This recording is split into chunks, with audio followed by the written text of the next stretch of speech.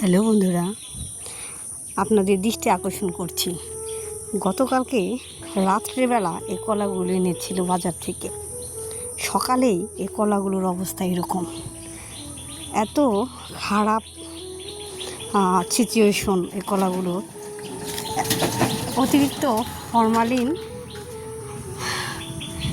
বিষ আমরা খাচ্ছি প্রতিনিয়ত বন্ধুরা। তো দেখে শুনে কিনবেন আর বিষমুক্ত ফল কেনার চেষ্টা করবেন বন্ধুরা। যদিও এটা সম্ভব না, তবে আমাদের যতদূর সম্ভব একটু যাচাই বাছাই করে আমাদের কেনা উচিত। ফলগুলো বাজার থেকে দেখে শুনে বলে কয়ে আমাদের আনা উচিত গাইস, কি বলেন? ভেজাল মুক্ত খাবার চাই আমরা,